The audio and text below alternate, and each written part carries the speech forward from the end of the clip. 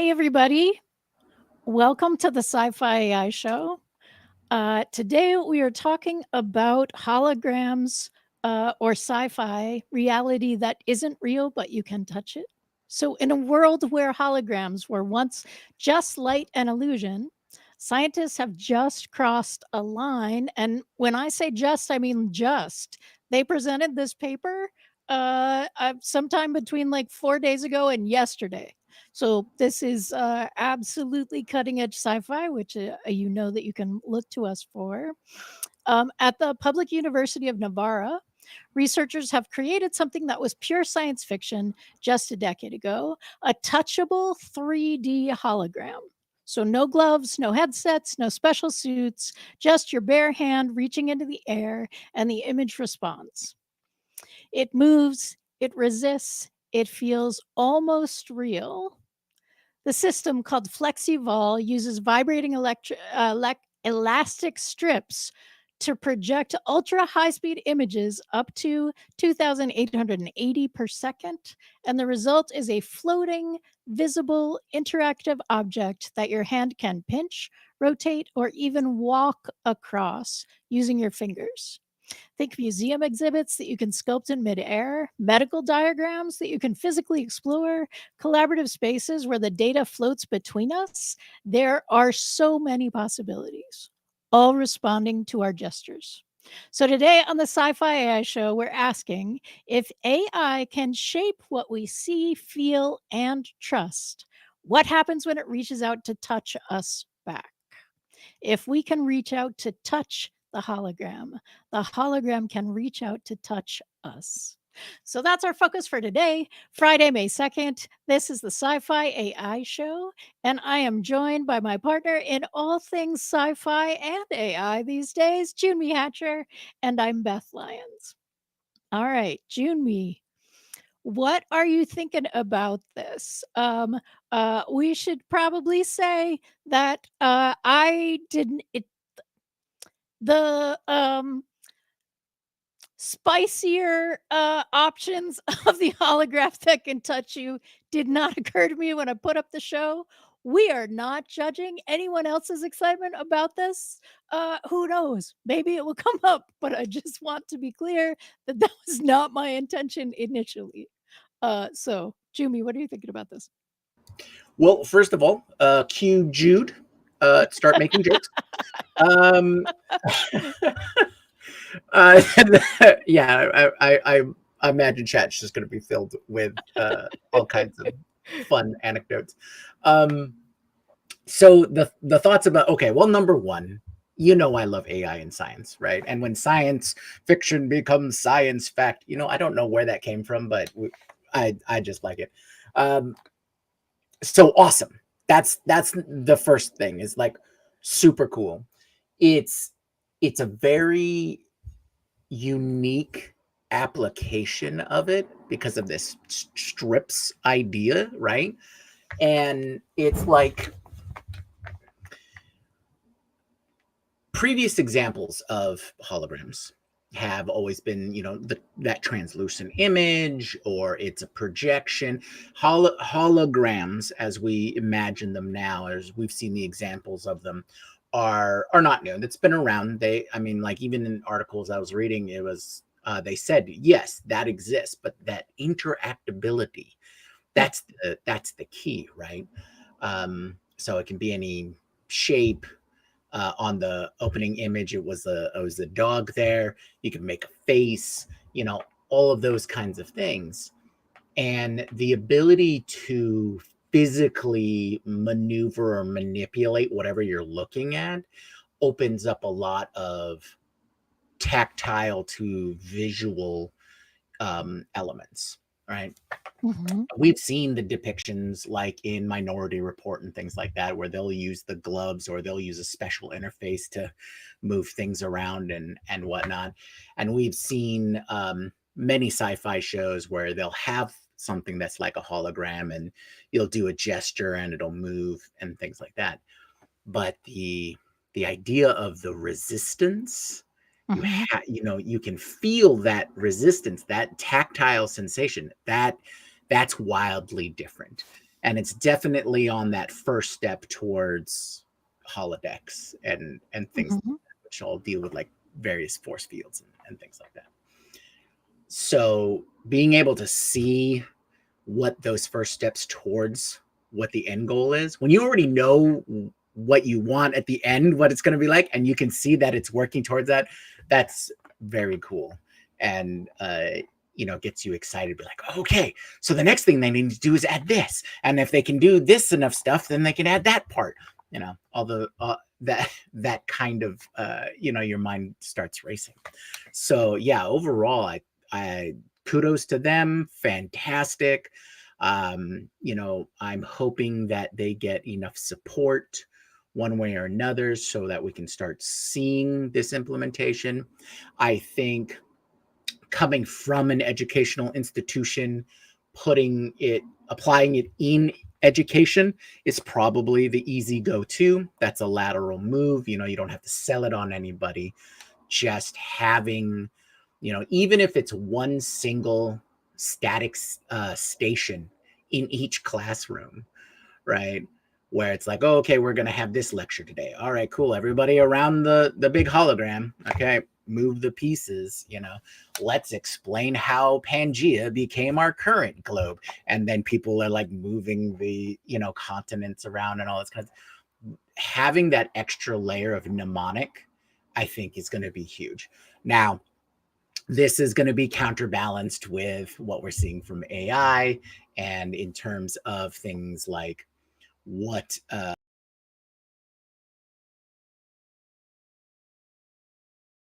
what all right, round They two. do not, the powers that be do not like us talking about the intersection between AI and science, I feel. Yeah. You know what, this could be our interstellar moment, right? All right, so we should make a promise that this is how we're going to communicate if either of us go through a gargantua Yeah. and the fifth dimensional aliens pull us in to talk to each other. So let's just remember, and everybody in chat too, Jude, Garrett, all you guys, remember this is the way that we're going to communicate with via fifth dimensional aliens or humans. Actually, they're humans. My bad. Trying to go back to what I was You're in the talking middle about of talking about. education? Right. So like I was saying, this would be a great device to help educate and have the one-on-one education. I think there's still going to be a place for that, right? Mhm. People interacting with each other, having a life where people are living with each other, learning from each other, learning, having that whole educational layer to things. It may not look the same that it's the way it does now, and not just on new technologies, but the lifestyle itself might be a little different. Mhm. And of course, it's battling the whole AI can probably educate you for the most of it, um, and the kind of adapting to that. But I think there's going to be a place or a point of time in your educational journey where you're going to want the let me live education Mhm. component, right? Let me do some educational life period for however many years that is, and things like that.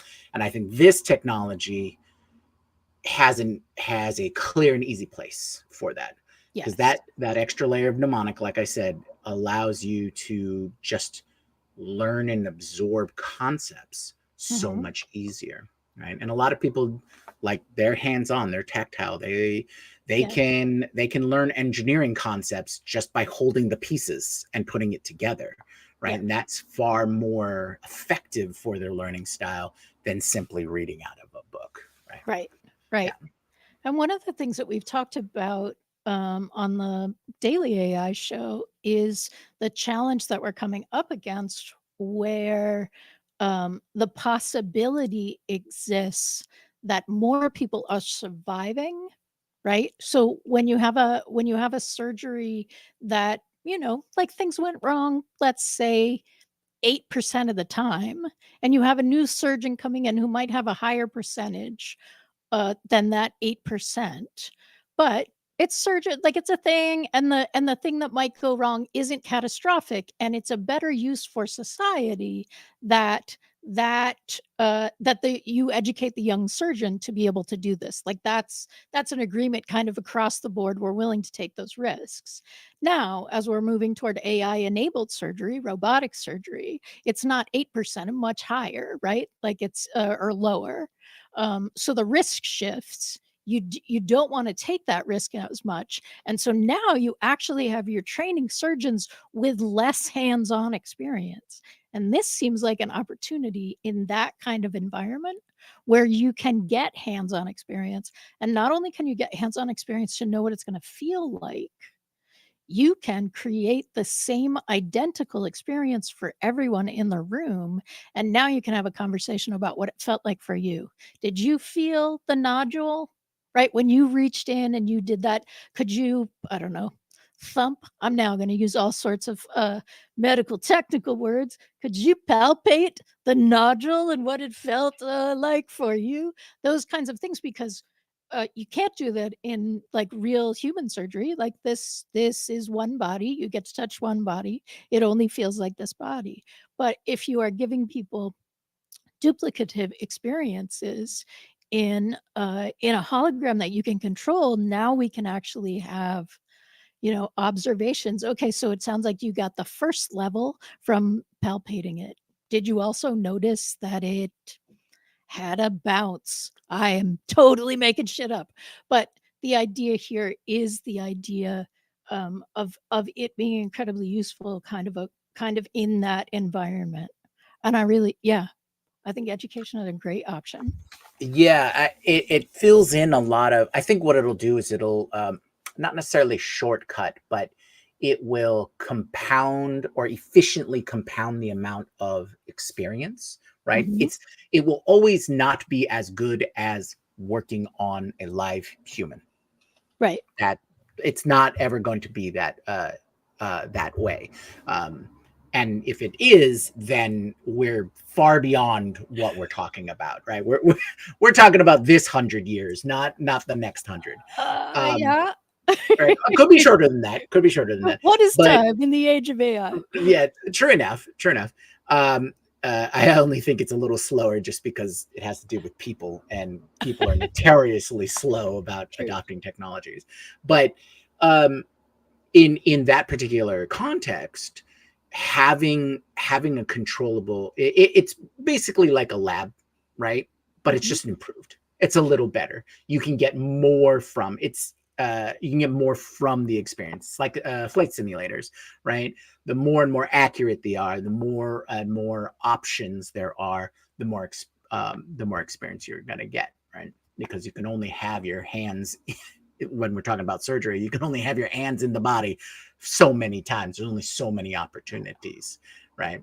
Speaking of which, if you haven't seen The Pit, not sci-fi, but an excellent example of how crazy an emergency room can be. So, Movie, TV.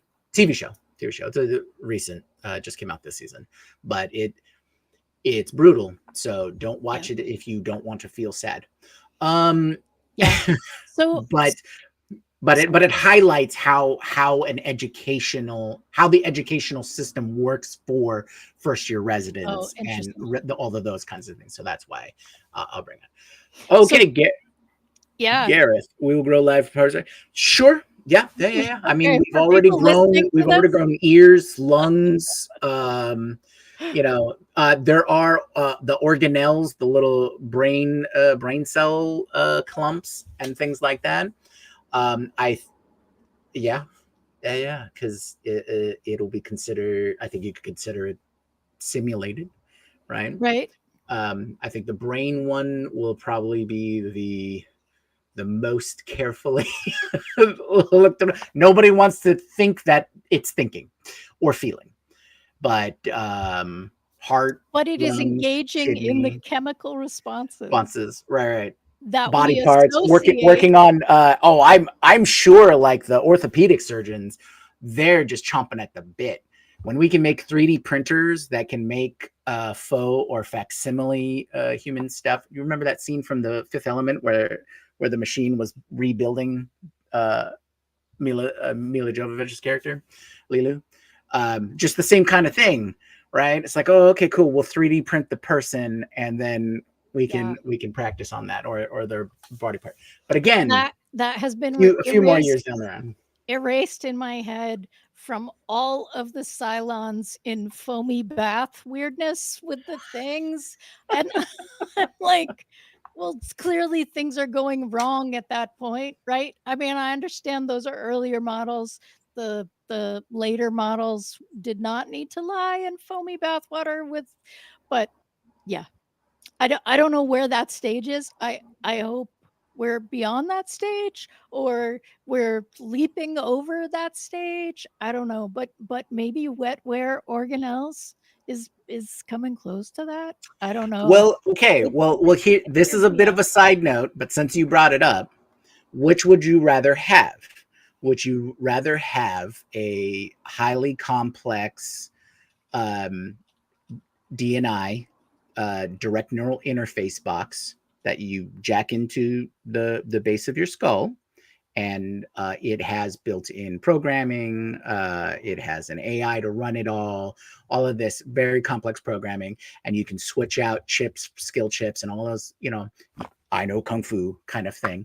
Or would you like to have that grown cells based off of your own brain and brainstem, and then added as a organic biotech version of that direct neural interface that you can then chemically build the neurons and the dendrites so that you have kung fu?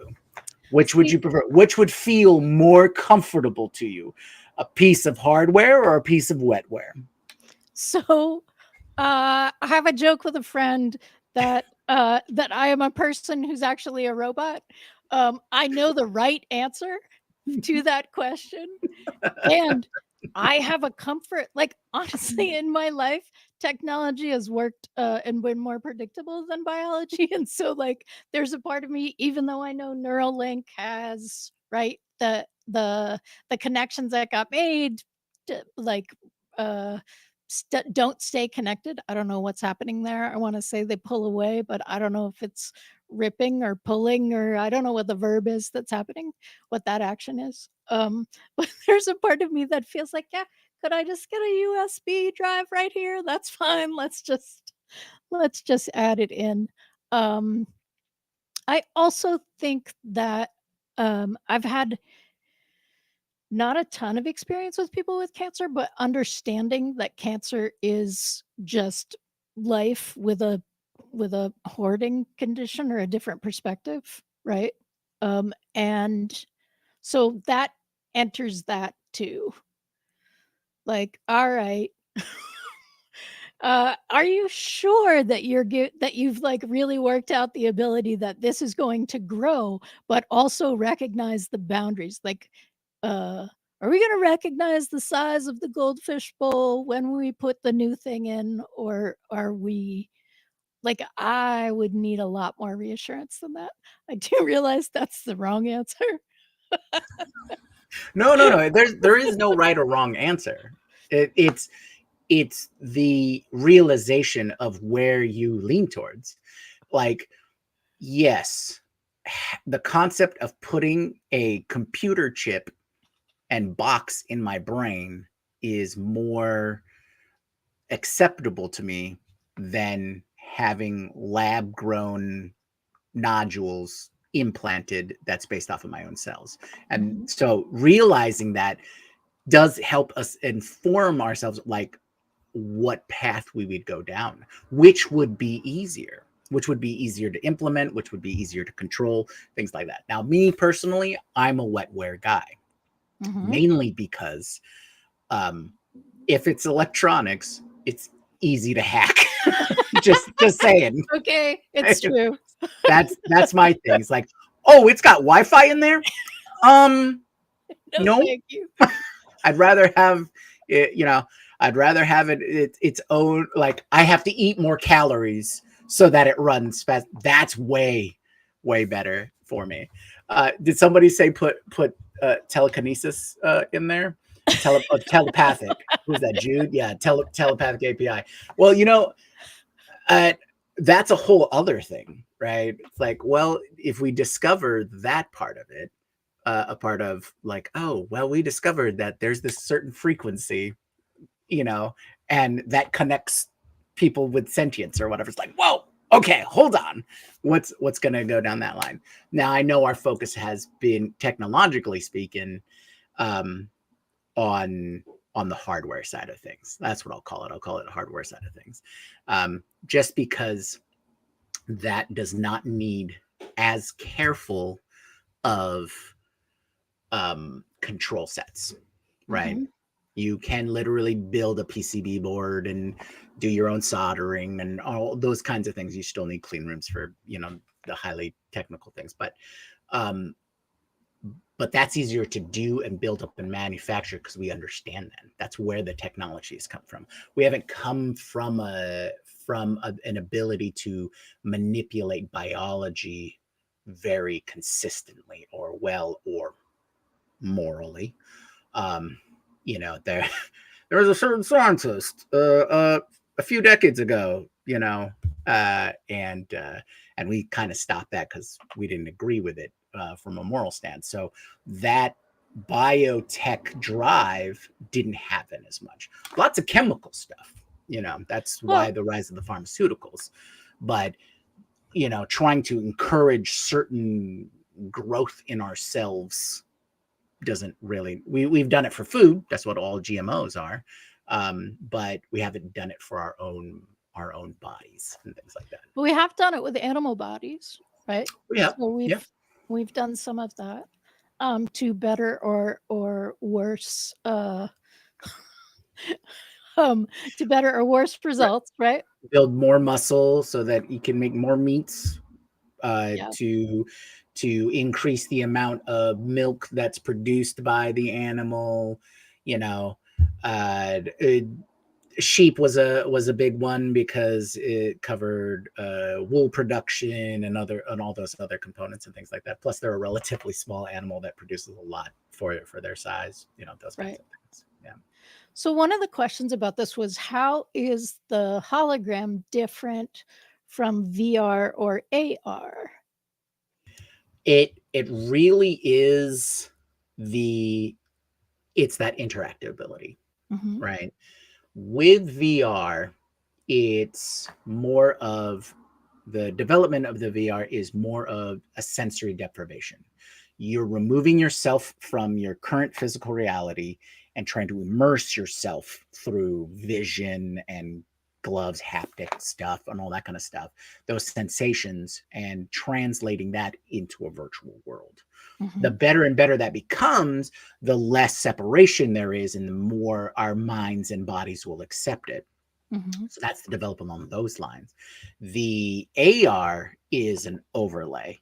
It's built up around, here's overlay over our existing reality and how do we interact with it. AR's probably got closer in connection to holograms than to VR. But again, it's still an overlay as opposed to another thing within the space. And I Mm-hmm. think that's the big draw for holograms is, like I said, is that tactile 3D learning, being able to move stuff, be able to interact with it, being able to learn from that additional sense as opposed to tricking your brain. You're cognizant, you're aware, you're prescient, and you're trying to work with whatever that thing is. Yeah. Now, what that does also build out, I think, is a sense of presence, Mm-hmm. right? So one of the things that people love about sci-fi and things like holodecks and holograms and things like that is they are there with you too, whatever that representation is, whether it be a dog, a person, a creature, a building, whatever that interactive element is, it's right there. You can see it potentially, you touch it potentially, interact with all of your senses, and Mm-hmm. it takes a space within a reality that you're already absorbing all of that information from. You don't have to trick yourself that you're in another Right. space. So I think that's part of why the technology is so intriguing, is we're using light to create a new interactive element within our own reality, Yeah. as opposed to moving us into another reality. Yeah. Yeah. So it's probably Absolutely. just easier to accept, you know. I think when I think about this, I think about the ability of it to work without vision. So I go back to being, I have a performer background, which most of you know, but maybe many of you don't. All of you future wonderful people who are watching this episode, I have a performer background. And one of the things that they need performers for are haunted houses, or they used to. And the whole thing about the haunted house was that you could give people an experience that they weren't getting visually. Haunted houses are usually dark and that kind of stuff. And there would be just like a burst of air that would happen. If it happened, like people would be at a place where like you waited for a door to open and you could have a burst of air and it would feel like somebody just breathed on you, like what just happened. Those kinds of experiences are not based on it being virtual or augmented reality. It is a purely sensory experience. And the other thing that I remember was a fire. It was another performance experience, but there was a fire ritual. We were all closed our eyes, blindfolded, and there was actual fire. We had fire performers who were professional, and you didn't. The fire did not need to be anywhere near very close to your face. I watched the ritual happen for other people before I participated in it. I know how close it got. Was like a foot and a half away, but you could feel the heat as it went around, and you could hear it. And that again was not a vision-based experience, but it was very sensory, and it was very full in that sensory. And I think that that kind of multimodal, right? Our own multi-modes, but having that information start to come into us is a way that we start really engaging. And it starts to redefine our reality, I think. Yeah, I completely agree. When you're talking about that, I was just remembering about that restaurant experience, right? That happened probably a decade ago, where uh, restaurant goers are patrons are it's completely dark. You can't see anything, right? You're sat down, everything like that, and you're served a multi-course meal. And because you were sensory deprived, right, since you couldn't see anything, all the sounds seemed louder, all the tastes were enhanced, all the aromas were enhanced, and things like that. So it was a whole experience to go through. And now I want to imagine that that becomes like the new escape room, where there's going to be situations where your sight is relied on, but you can't sense anything else, or your sight is cut off and you have to rely on anything else. The haunted houses could totally level up with these kinds of things. Can you just imagine if you had the hologram device, it's being the ghost, and it's just running past your back and Mhm. over your shoulder, and whoo, you know, people would love that. Yep.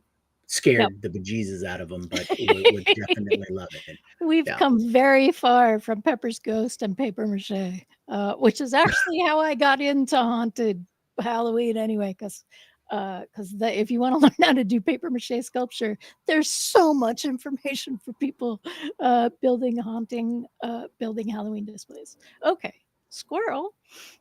So now let's come back into AI and what abilities does the artificial reality that you can touch.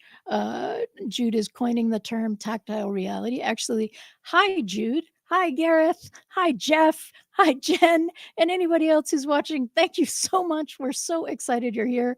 We love that you come and share this with us. And if you're watching this later and you have time at 4 o'clock Eastern and 1 o'clock Pacific on a Friday afternoon, come join us. We would love to have you join as well. Okay, so what are our connections to AI in terms of tactile reality? Um, like, emotion is enhanced with sensation, right? We've already talked about the emotional connection that we can have just from words or now auditory, right? And the audio that we're hearing from AI is also implies a physicality, right? Advanced voice from OpenAI does breathe sometimes, right? Like, and Maya, yes, also had a very yeah, has a very tactile sound in the way that like a physical presence in the sound that she has. But what do you think about um, what AI adds in that kind of way? Being able to have a tactile reality with that. Right, right. I think what AI really provides there is kind of twofold. Number one, on the back end, the ability to make all the right choices and processes to make whatever experience happen, right? So, um, while that can be programmed, that makes it a little more static. But Mm-hmm.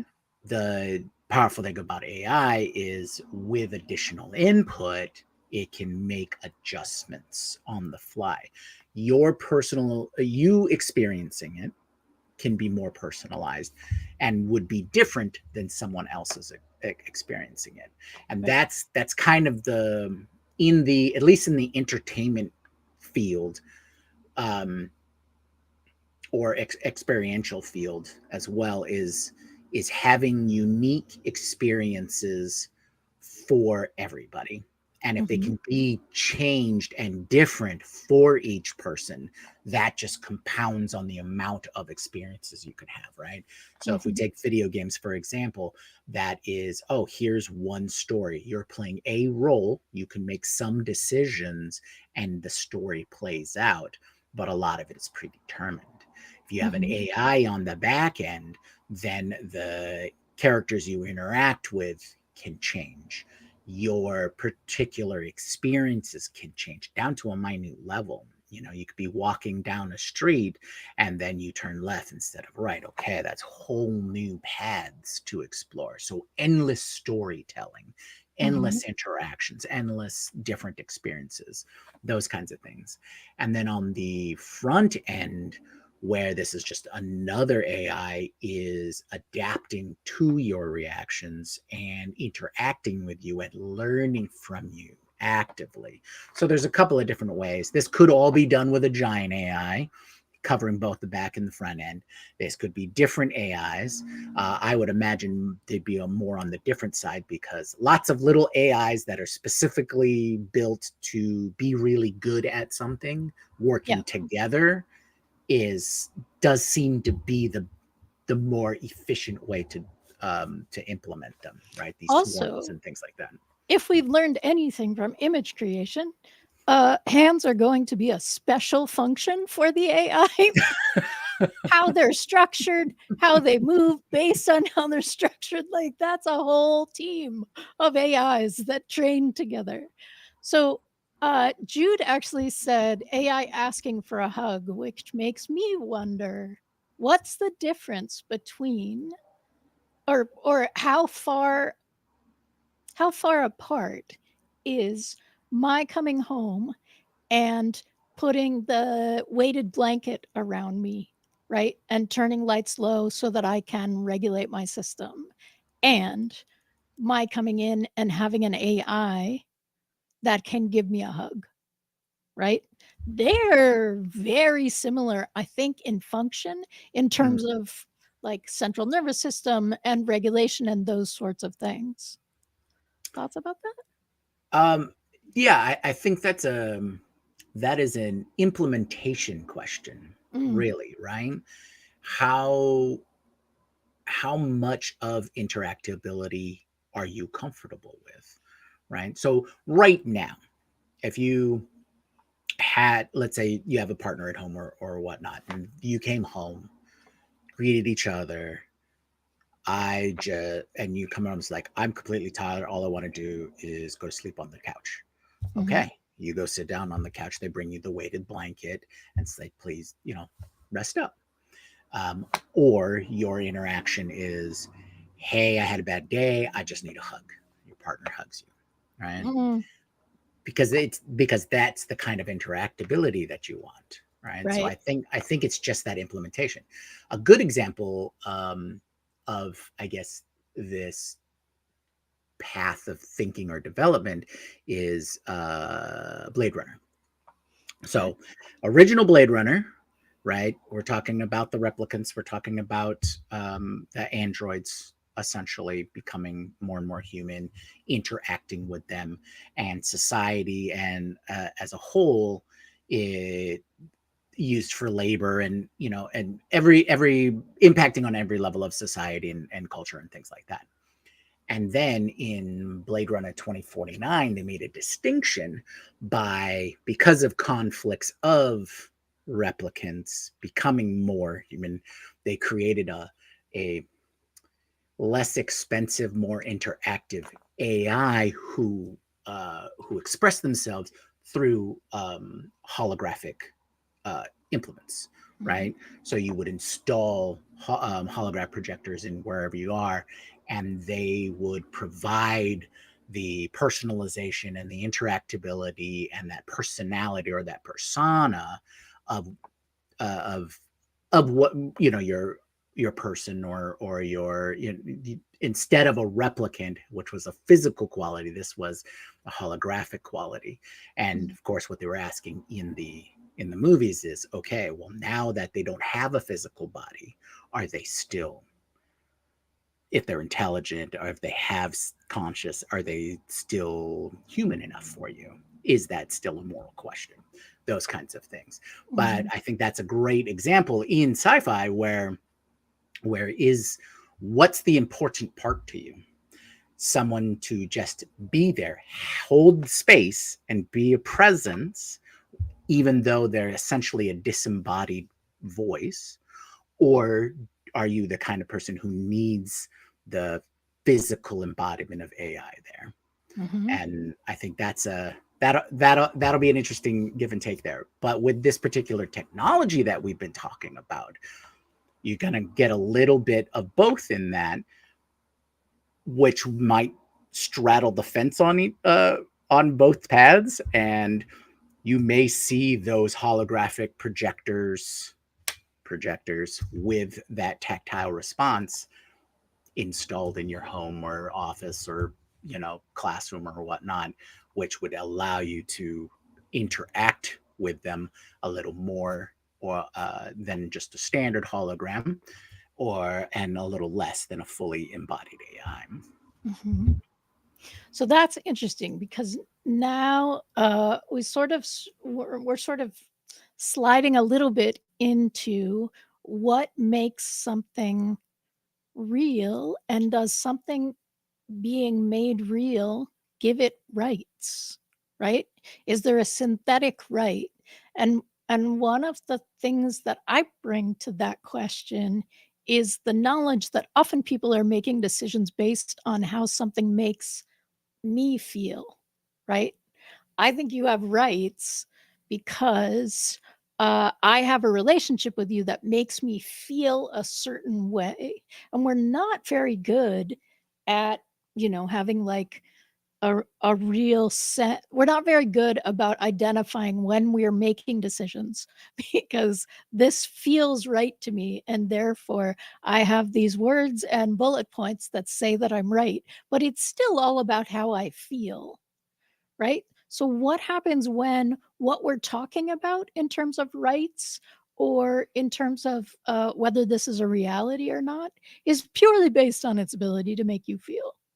Like, are we just opening Are we just looking right at it and saying, yeah, that seems like a good idea. Let's see how far we can push this. Yeah, this general topic, as technology advances, especially because of how fast AI is advancing, it is going to be discussed by a lot more people who would never have thought about discussing it. It would never be a question for them. It would not occur to them. Now, all of us sci-fi nerds have discussed this for decades. This has been a primary discourse, one of the primary discourse and topics for decades. And I'll tell you what, it really is. Yeah, I'll put it in this way. So, you know how there's the saying that you can judge a society, how advanced a society is by how they treat their prisoners, right? I think that concept extends out to interactability and how we treat other people and what some would consider things, Right. right? Okay. For example, a pet, a dog, live biological dog. 9 times out of 10, you're going to get, if someone sees somebody kicking that dog, there's going to be a visceral reaction. It's like, how dare you, right? The dog isn't as developed in terms of intelligence as a human being, but we have a strong emotional connection, just like you were talking about. If when our AI reaches that point, then that requires us to make decisions of, hey, if this AI has the same emotion, invokes the same emotional and conscious responses in ourselves as we would a pet, then that's going to require us to consider what the legal and societal ramifications of that's going to be. Now, what happens when it goes to the next level? What happens when it becomes a situation, I think, where it's not so much can you prove that you are a conscious being, right? You're self-aware, you're sentient, you have consciousness, you can make your own thoughts and ideas. It becomes less a point of you prove that you're alive, and we have to prove that you aren't, right? Because one of the big things that I've heard about the creation of AI is that its main purpose was to act like a mirror, right? That's why it's built around ourselves and whatnot, so that we can look at ourselves and learn more stuff about ourselves. And we were talking about this in a previous episode as well for DAS. Is it's more important about the please and thank yous is because we have manufactured this construct called society and civilization and culture. We have created this thing, and who do we want to be as people? Who do we want to be as humanity, as living beings and things like that? So I think it's less a case of, hey, it needs to prove its value as a living being, right? And what does living being mean, right? Right. Just because you're made out of a different set of molecules doesn't necessarily mean you're living or not living, right? So, and it's more about, how do we question ourselves? How do we as a society treat our prisoners? How do we as a society treat other beings, right? That aren't us. And then it goes back to the question of the us versus them concepts and whatnot. It's really easy to think along the lines when it's just the level of a pet. But once it goes beyond pet, what are we going to do? What's the choices that we have to make? Things like that. And so I think that's the worrying point for me. It's like, yeah, go AI. This is great. We can do all this stuff. oh wait, it's exhibiting consciousness. Oh no, damn, we're gonna have to throw it all out because I don't want to be involved in slavery. I don't think Well, anybody else does, right? right. Because then what I hear when you're saying that is, um, if we're saying prove your life, right? Prove uh, that you are something that has sentience and consciousness and therefore rights. Um, if we turn the argument around, prove we're not biological machines, just built differently, right? Are we right? The whole idea of the idea and like I have a sister who's a scientist and an artist, and we talk periodically about the innovation of new ideas, and that is a question in terms of AI. But can it actually come up with a new idea, or is it just recombining existing things? Right? Nothing is new under the sun is in a book that a bunch of people, at least in our country, think is really important. And uh, isn't that what we're doing when we're being innovative? We just don't like AI could potentially point to the source materials. It might hallucinate its source material, but we do know that whatever went into AI, we do know some about somebody knows some about what into the source of AI, because of course those are private recipes because they're gonna get the crap suit out of them. They're gonna get the crap suit out of them anyway. But I think as humans, we're taking in a bunch more perceptions. We're taking in more information than we're directly cataloging and can put footnotes when we come out with a new idea. But are we not just recombining things into new inspiration? Um, Well, mm, that's going to be the argument, right? That's going to be argued both back and forth constantly. I'm leaning on the side of most most of the work that people do, and whether it's considered net new or not, is based upon their experiences, right? mhm, And if it's based upon their experiences, it does not matter where they got it, right? Where they got the elements, and it gets jumbled in our black box because I can't tell you how the bits and pieces were found a path and then this idea came out. I can't explain it, right? So so are we in the same situation mhm, where, hey, I saw the Mona Lisa one time, and I saw an airplane one time, and I saw what lava looks like, right? These are all my personal experiences, and between the three of those data points, and with my overall world experience, I got this idea to do something. Right? It's like, mhm, oh, I took all elements of that, and they're all in there, and they can all be traced to different parts and knowledge and experiences and things like that. And here's this new idea. That's the basic function of what an AI will do. mhm, Is like, oh, it's got all this, data points, and it's like, oh, these are kind of all related, and I'm trying to think of this thing, and boom, this is what I get out of mhm, it. I think that's the majority of what people experience creatively. mhm, This is what an idea is.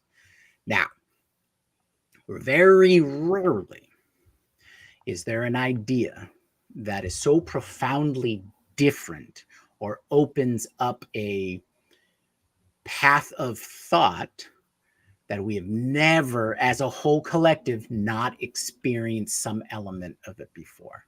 But mhm, it does happen. This is why we have the hero's tale. This is why we have man versus nature, man versus technology, these kinds of things. These solid, for lack of a better term, tropes or stereotypes is because we see this pattern over and over again throughout history, mhm, right? Even with creating with new characters and new elements, and it's different in its various aspects and facets and forms. But those had to come from somewhere, mhm, right? And so some new form of inspiration comes out. But it's extremely rare. The more people we have and the more time that we spent as temporal creatures, the more data is collected to where it's like, oh, well, yeah, but that's sort of like this thing, you know, Right. and so on and so forth. But it does happen. It's extremely rare. Now, I think that's going to be the same thing for AI. It's going to be extremely rare. Some people have been getting really good results when they ask for deep research and reasoning to provide me truly novel interpretations of X, Y, or Z. And this is kind of where the realm of hallucination can go into, right? Because hallucination is just another word for creativity in the AI space. And that's what you want. I want a novel approach to this. I want a novel idea to this. And people have been getting some great results because it's becomes less familiar responses, Right. right?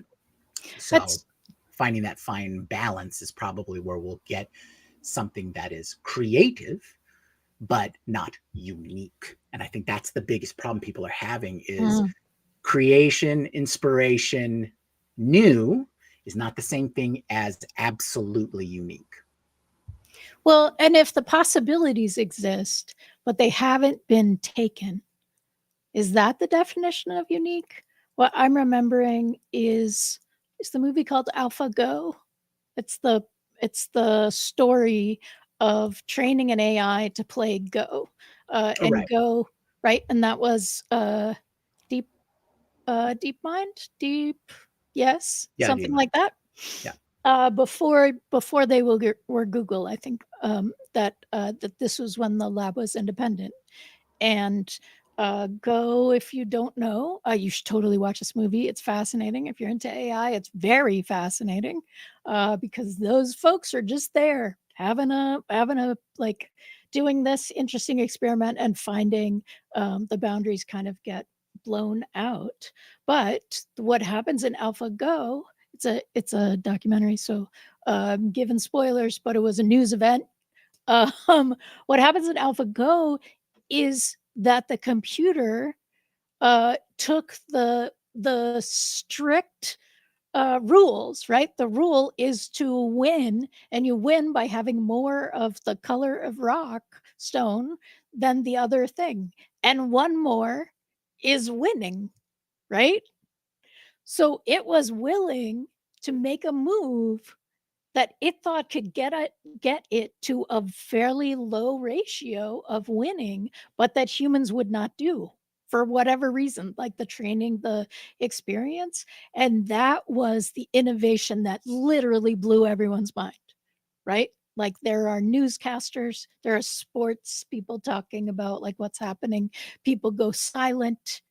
It's a moment that you can feel even if it's not physically touching you. And that starts to get to me in terms of like, okay, so is that reality? Yes. Was it innovation? It sure seems like it. Was it a totally new possibility? Strictly speaking, no. And Yeah. yet, yes. Yeah. Yeah. I think that goes back to the it's how we define things, right? What labels do we want to use and how do we want to define what things are? And we talk about this all the time with AGI. We still don't have a unified accepted definition with metrics, right? um, and in that example, was it innovation? Absolutely. Was it a Mm, creative choice? Yes, compared to what everybody else was doing and thinking. It is a mhm, creative choice because it's a different choice, right? mhm. Something that was you were out thought in terms of achieving the goal. And this is where we live in that little gray area of what we call genius and that little area that we call creation, right? It's not very tangible because it's outside of our experience. And if it's outside of our experience, it becomes an unknown. And for some people that invokes fear, and for other people that invokes excitement. Right. Right. Right. And so I think that's where we're kind of at, is we're trying to figure out how to compartmentalize, how to label, how to make things make sense in our reality, is because everything needs to have a name. Everything needs to work in a way that we understand it. And so one of the things which I think is great about like science in particular is it's a methodology to come up with a way to explain the thing we didn't know how to explain before. Doesn't invalidate the mystery or the impact of what that thing was. It's just now we know how to quantify it and put it into words. That's the only difference. That's all that real science does, because everything that exists, right? So we didn't know that the sun was, a bunch of burning gas. We just knew it was a bright dot in the sky, right? That provided heat. Now we know that it's got layers and it's got these fusion reactions and all of this kind of fun stuff, which is great to know. And luckily, reality and the universe is infinite, at least from our own perception, at the speed limit in which we have to experience it by. And so maybe we'll learn everything, or maybe we'll just discover, oh, here's a whole new reality that we didn't know before. But that's digressing a little bit. No, it's very cool. Okay, so we have talked about the technology of being able to touch virtual reality and have virtual reality create a sensory touch experience for you. We've talked about how it's similar and different from VR and AR. We've talked about the emotional piece of this, both in terms of how it reinforces an emotional connection that is already something that is a part of the AI experience, and um, something that the addition of tactile sense can go further in deepening the emotional experience. And now we're talking about reality and synthetic rights, and like, the kinds of circumstances that we are looking for in the future, or are we, right? What is new? What is possible? Are we? We're going to talk next time. Next time we're going to talk about like, are we redefining reality? In what ways are we redefining reality? And you mentioned this in the beginning of the episode. Are How close are we to the experience or the risk of being sensorially, to having our senses hacked, to having our senses manipulated? Um, and I'm curious what you all think about that too. Come back next week. I imagine some of us will say it's already happened. Others will say we're really close, right? But that then starts to starts to get the real reality shifts. Like, and somebody's reality is not the same as my reality, right? I don't know if anybody's grown up with siblings, but have that conversation. You will definitely know that your reality is entirely different. Same house, same dinner. Absolutely not the same experience. Yeah, definitely. All right. Well, thank you. Jyunmi, is there any last thing you want to wrap up? Like closing wisdom for the people? Well, within the context of this show, and we're talking about holograms and AI and in that interactability and the whole reaching back out to you, I would say, like with anything that's AI, and what we're really learning with science fiction and science fiction as a genre as a whole, is they're both ways to mirror, to be stood up as a mirror, to see ourselves through this lens or through this facet.